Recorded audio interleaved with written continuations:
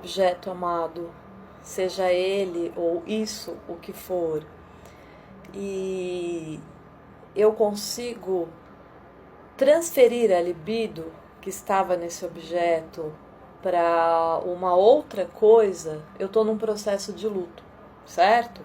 Esse processo de luto ele vai ter um tempo para ser fechado.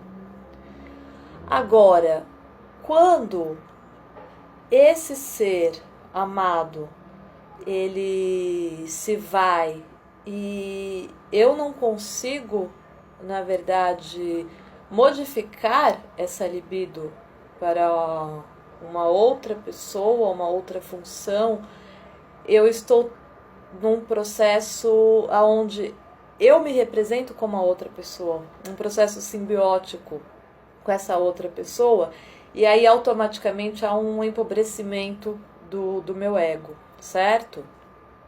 É aquilo que Freud vai denominar de melancolia, é esse tipo de luto, aonde indo junto com a pessoa, né, entre aspas, morrendo junto com a pessoa, eu estou num processo psiconeurótico narcísico, ok?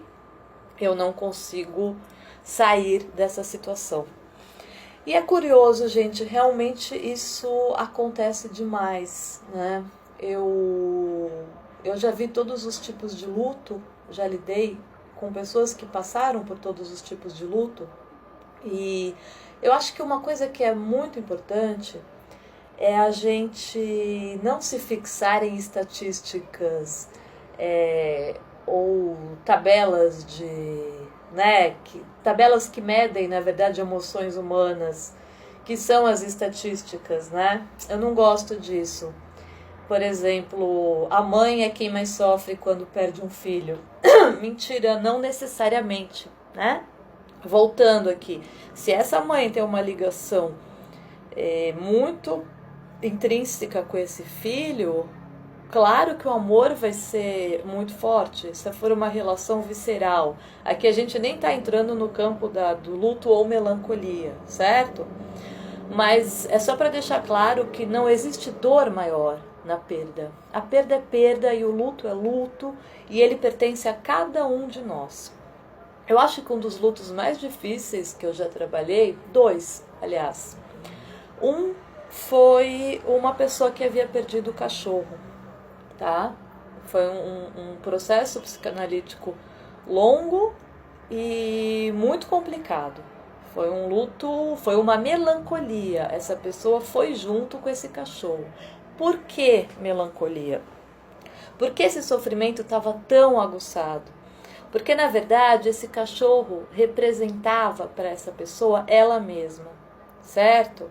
Então, no momento que ele vai embora, esse ego fica totalmente frágil, né?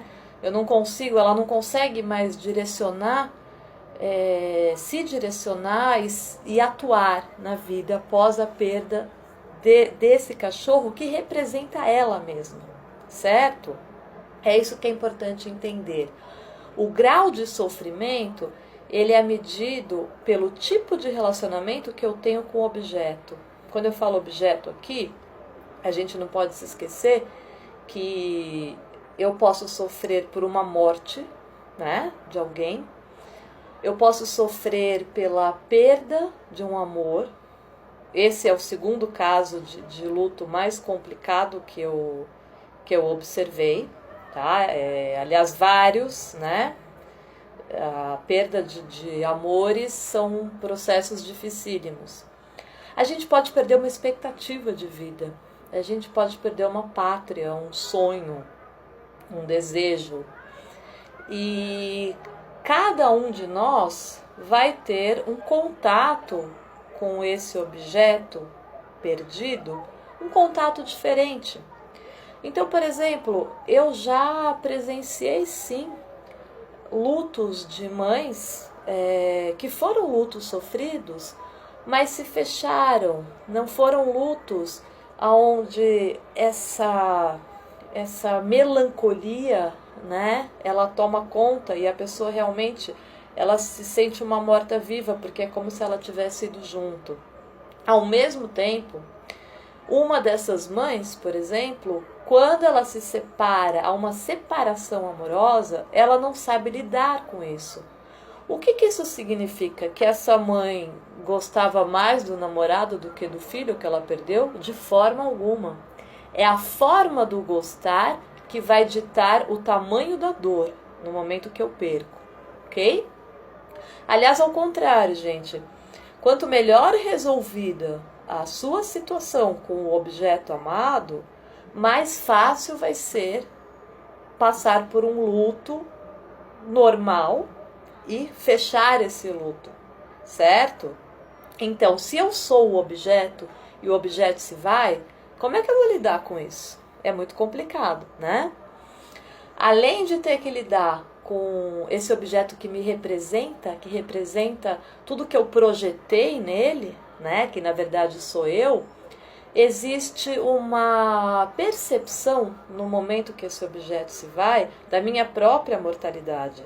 E isso deixa o ser humano perplexo sempre. Por mais que ele reconheça e saiba que ele não é eterno, ele sempre vai ter essa reflexão de que não é eterno no momento em que ele presencia o luto de outra pessoa, certo? Existe também um processo de satisfação, que isso é muito inconsciente e obviamente não é perceptível, mas existe uma satisfação gerada muitas vezes no processo de luto, quando eu percebo que eu estou viva e o outro se foi. E aí, isso pode gerar um processo de culpa muito grande também, que entra no luto, né? Então, isso seria, eu sinto essa satisfação, eu sinto a culpa, né? E eu não sei por que eu estou sentindo essa culpa.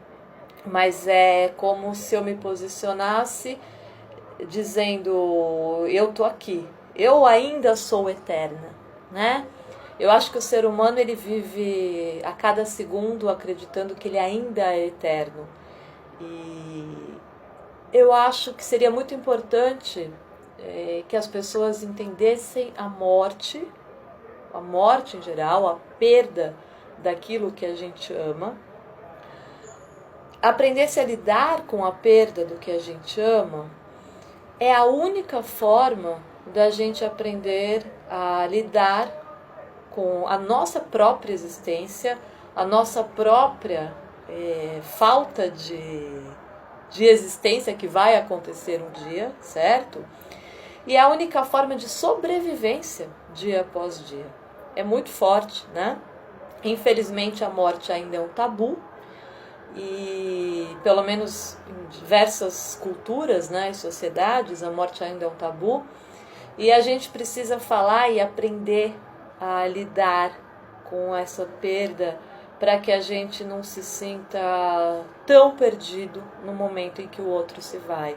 A dor é inevitável, mas é essencial que a gente viva sempre no presente e nunca se fixando totalmente no passado ou totalmente no futuro, porque aí a gente está se referindo a uma dor realmente que não cicatriza, né? E grande parte das pessoas hoje em dia vivem ou do passado ou do futuro.